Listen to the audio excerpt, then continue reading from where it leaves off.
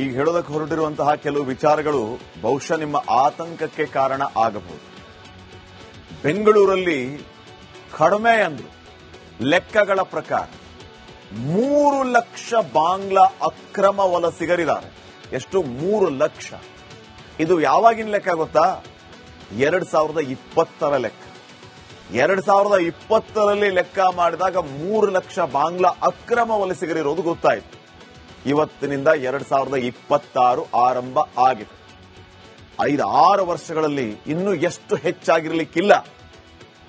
ಲೆಕ್ಕ ಹಾಕಿ 3 ಲಕ್ಷ ಜನ ಬಾಂಗ್ಲಾದೇಶದ ಅಕ್ರಮ ವಲಸಿಗರು ನಮ್ಮ ಬೆಂಗಳೂರಿನಲ್ಲಿ ನೆಲೆಸಿದ್ದಾರೆ. ಇವರು ಎಲ್ಲಿಂದ ಬಂದ್ರು, ಹೇಗೆ ಬಂದ್ರು, ಇವರ ಆಧಾರ್ ಮತ್ತೊಂದು ಮಗದೊಂದು ಎಲ್ಲವನ್ನ ಕೆದಕಿದಾಗ ನಿಮಗೆ ಆತಂಕ ಗ್ಯಾರಂಟಿ. ಈ ವಿಚಾರದ ಬಗ್ಗೆ ಆಗಾಗ ನಾವು ಪ್ರಶ್ನೆ ಮಾಡ್ತಾ ಇರ್ತೀವಿ. ಈ ಅಕ್ರಮ ಬಾಂಗ್ಲಾ ನಿವಾಸಿಗಳನ್ನ ಪತ್ತೆ ಹಚ್ಚಿ ಯಾಕೆ ಹೊರಗೆ ಕಳಿಸುವಂತ ಕೆಲಸ ಆಗಬಾರದು. 2020ರಲ್ಲೇ ಕರ್ನಾಟಕ ಪೊಲೀಸರು ಕೊಟ್ಟಿರುವಂತ ಲೆಕ್ಕ 3 ಲಕ್ಷ ಬಾಂಗ್ಲಾದೇಶಿಯರು ನಮ್ಮ ಬೆಂಗಳೂರಿನಲ್ಲಿ ಅಕ್ರಮವಾಗಿ ನೆಲೆಸಿದ್ದಾರೆ. ಇನ್ನು ಬಹುತೇಕ ಬಾಂಗ್ಲಾ ಮುಸ್ಲಿಮರಿಗೆ ಕಟ್ಟಡ ಕಾಮಗಾರಿ ಗೊತ್ತಿವರಿಗೆ. ಬಾಂಗ್ಲಾದೇಶಿ ಮುಸ್ಲಿಮರ ಸಂಖ್ಯೆ ನಮ್ಮ ಬೆಂಗಳೂರಿನಲ್ಲಿ ದಿನೇ ದಿನೇ ಹೆಚ್ಚಾಗ್ತಾ ಇದೆ. ಇವ್ರು ಹೆಂಗ್ ಬರ್ತಿದ್ದಾರೆ ಬಾಂಗ್ಲಾದೇಶದಿಂದ ನಮ್ಮ ದೇಶಕ್ಕೆ ಅನ್ನುವಂಥದ್ದೇ ದೊಡ್ಡ ಪ್ರಶ್ನೆಯಾಗಿದೆ. 3 ಲಕ್ಷ ಬೆಂಗಳೂರಲ್ಲೇ ಸಿಗ್ತಾರೆ ನಿಮಗೆ. ಈಗ 1 ಲಕ್ಷ ಜಾಸ್ತಿ ಆಗಿರ್ಬೋದಾ? 5 ವರ್ಷದ ಹಿಂದಿನ ಲೆಕ್ಕ ನಾವು ಹೇಳ್ತಾ ಇದೀವಿ. ಇವರೆಲ್ಲ ಹೆಂಗ್ ಬರ್ತಾರೆ? ಗಡಿ ದಾಟ್ಕೊಂಡು ಇವ್ರು ಹೆಂಗ್ ಬರ್ತಾ ಇದ್ದಾರೆ? ಇದು ನಮ್ಮ ಪ್ರಶ್ನೆಯಾಗಿದೆ. 150ರಿಂದ 200 ರೂಪಾಯಿಗೆ ಈ ಬಾಂಗ್ಲಾದೇಶಿಯರು ಕೆಲಸ ಮಾಡ್ತಾರೆ. ಸ್ಥಳೀಯ ಕೂಲಿ ಕಾರ್ಮಿಕರನ್ನು ನಾವು ತಗೊಂಡ್ರೆ 500ರಿಂದ 600 ರೂಪಾಯಿ ಕೊಡ್ಬೇಕು. ಇವ್ರಿಗೊಂದು 100, 150, 200 ರೂಪಾಯಿ ಕೊಟ್ರೆ ಸಾಕು. ಇಂಥವ್ರನ್ನೇ ಹುಡುಕ್ತಾರೆ ಆ ಕಟ್ಟಡವನ್ನು ಕಟ್ಟಿಸುವಂತವ್ರು. ಇದೇ ಕಾರಣಕ್ಕೆ ಬಾಂಗ್ಲಾದೇಶಿಗಳಿಗೆ ಕೆಲಸ ಕೊಡ್ತಾರೆ ಈ ಬಿಲ್ಡರ್ಸ್, ಕಾಂಟ್ರಾಕ್ಟರ್ಸ್. ಬಾಂಗ್ಲಾ ವಲಸಿಗರು ಹೆಚ್ಚಿರೋ ಕಡೆಗೆ ಕಳ್ಳತನ ನಡೆಯುತ್ತೆ, ಕೊಲೆ ನಡೆಯುತ್ತೆ, ಸುಲಿಗೆ ಹೆಚ್ಚಳ ಎಲ್ಲವೂ ಕೂಡ ಜಾಸ್ತಿ ಆಗುತ್ತೆ. ಇಲ್ಲಿಗಲ್ ಆಕ್ಟಿವಿಟೀಸ್, ಕೆಲವೊಂದು ಜಗಳಗಳು ಮರ್ಡರ್ ಅಲ್ಲಿ ಅಂತ್ಯ ಆಗ್ತಾ ಇವೆ. ಆದ್ರೆ ಈಗ ಬೆಂಗಳೂರಲ್ಲಿ ಮತ್ತಷ್ಟು ಹೆಚ್ಚಾಗಿದ್ದಾರೆ ಈ ಬಾಂಗ್ಲಾ ಮುಸ್ಲಿಮರು. ಅಕ್ರಮವಾಗಿ ಈಸಿಯಾಗಿ ಬರೋದು. ಇವರು ನೆಟ್ವರ್ಕೇ ಇರುತ್ತೆ. ಕಳಿಸ್ಕೊಡೋನು ಒಬ್ಬ ಏಜೆಂಟ್ ಇರ್ತಾನೆ. ಆತನಿಗೆ ಒಂದು 5,000 ಅಥವಾ ಒಂದು 3-4 ಸಾವಿರ ಕೊಟ್ರೆ ಮುಗೀತು. ಆತ ಎಲ್ಲಿಯೂ ಯಾವುದೇ ರೀತಿಯ ಆತಂಕ ಇಲ್ಲದೆ ಸೇಫ್ ಆಗಿ ತಂದು ಇಲ್ಲಿ ಬಿಟ್ಬಿಡ್ತಾನೆ. ನಮ್ಮ ಬೆಂಗಳೂರನ್ನ ಇವರು ಎಂಟ್ರಿ ಹೆಂಗ್ ಆಗ್ತಾ ಇದ್ದಾರೆ? ಇದನ್ನ ನಾವು ಪತ್ತೆ ಹಚ್ಚಿ ಇವ್ರನ್ನ ದೇಶದಿಂದಲೇ ಹೊರಗೆ ಹಾಕುವಂತ ಕೆಲಸ ಆಗ್ಬೇಕು. ಇವರು ಮಾರಕ. ಇವರು ಇಂಥವರನ್ನ ಕೂಡಲೇ ನುಸುಳುವಿಕೆಯನ್ನ ತಪ್ಪಿಸಬೇಕು. ಈ ರೋಹಿಂಗ್ಯಾಗಳು, ಇವರಿಂದ ಏನ್ ಲಾಭ ನಮ್ಗೆ? ವೋಟ್ ಬ್ಯಾಂಕ್ಗೋಸ್ಕರ ಇಲ್ಲಿ ರಾಜಕಾರಣಿಗಳು ಇವರಿಗೆ ಈಸಿಯಾಗಿ ಆಧಾರ್ ಕಾರ್ಡ್ ಮಾಡಿಸ್ಕೊಡ್ತಾರೆ, ವೋಟರ್ ಐಡಿ ಮಾಡಿಸ್ಕೊಡ್ತಾರೆ. ಎಲೆಕ್ಷನ್ ಬಂದಾಗ ನಾನು ವೋಟ್ ಹಾಕಬೇಕು ಅಂತ ಹೇಳಿ ಕೂರಿಸ್ತಾರೆ.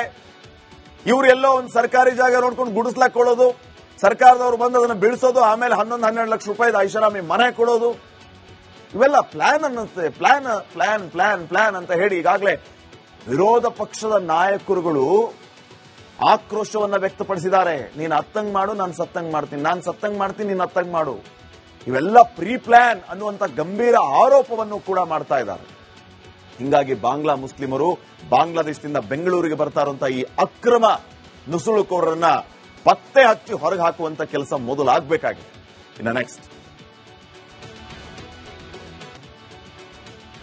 ಈಗ ಹೇಳೋದಕ್ಕೆ ಹೊರಟಿರುವಂತಹ ಕೆಲವು ವಿಚಾರಗಳು ಬಹುಶಃ ನಿಮ್ಮ ಆತಂಕಕ್ಕೆ ಕಾರಣ ಆಗಬಹುದು.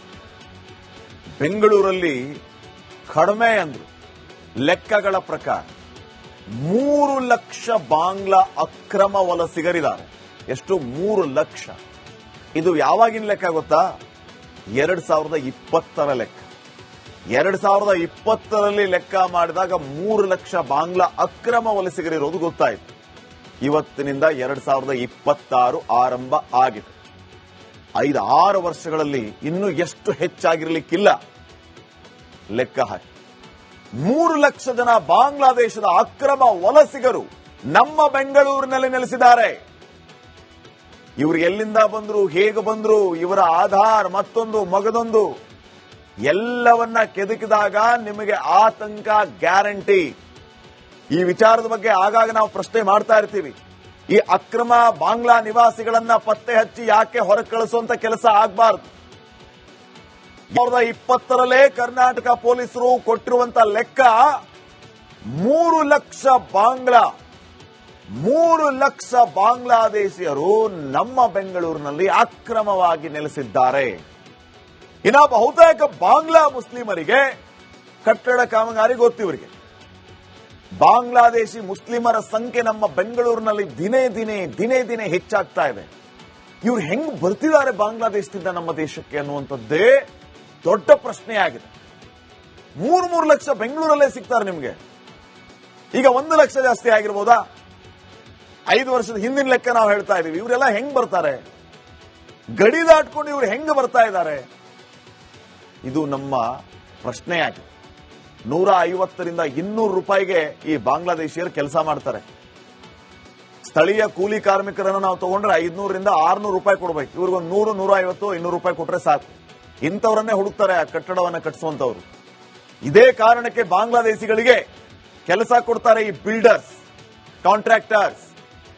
ಬಾಂಗ್ಲಾ ವಲಸಿಗರು ಹೆಚ್ಚಿರೋ ಕಡೆಗೆ ಕಳ್ಳತನ ನಡೆಯುತ್ತೆ, ಕೊಲೆ ನಡೆಯುತ್ತೆ, ಸುಲಿಗೆ ಹೆಚ್ಚಳ ಎಲ್ಲವೂ ಕೂಡ ಜಾಸ್ತಿ ಆಗುತ್ತೆ.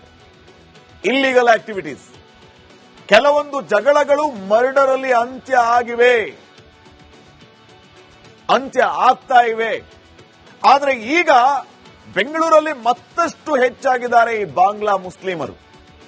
ಅಕ್ರಮವಾಗಿ ಈಸಿಯಾಗಿ ಬರೋದು. ಇವರು ನೆಟ್ವರ್ಕೇ ಇರುತ್ತೆ. ಕಳಿಸ್ಕೊಡೋನು ಒಬ್ಬ ಏಜೆಂಟ್ ಇರ್ತಾನೆ. ಆತನಿಗೊಂದು 5,000 ಅಥವಾ 3-4 ಸಾವಿರ ಕೊಟ್ರೆ ಮುಗೀತು. ಆತ ಎಲ್ಲಿಯೂ ಯಾವುದೇ ರೀತಿಯ ಆತಂಕ ಇಲ್ಲದೆ ಸೇಫ್ ಆಗಿ ತಂದು ಇಲ್ಲಿ ಬಿಟ್ಬಿಡ್ತಾನೆ.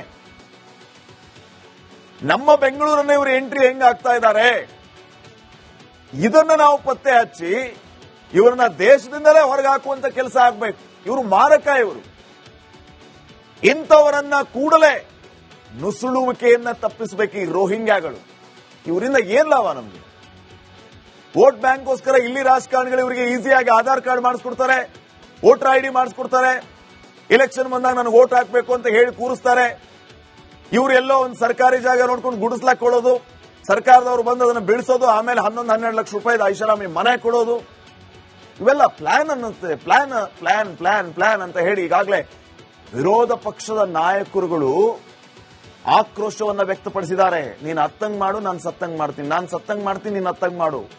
ಇವೆಲ್ಲ ಪ್ರೀ ಪ್ಲಾನ್ ಅನ್ನುವಂತ ಗಂಭೀರ ಆರೋಪವನ್ನು ಕೂಡ ಮಾಡ್ತಾ ಇದ್ದಾರೆ. ಹಿಂಗಾಗಿ ಬಾಂಗ್ಲಾ ಮುಸ್ಲಿಮರು ಬಾಂಗ್ಲಾದೇಶದಿಂದ ಬೆಂಗಳೂರಿಗೆ ಬರ್ತಾ ಇರುವಂತಹ ಈ ಅಕ್ರಮ ನುಸುಳುಕೋರರನ್ನ ಪತ್ತೆ ಹಚ್ಚಿ ಹೊರಗೆ ಹಾಕುವಂತ ಕೆಲಸ ಮೊದಲಾಗಬೇಕಾಗಿದೆ. ಇನ್ನು ನೆಕ್ಸ್ಟ್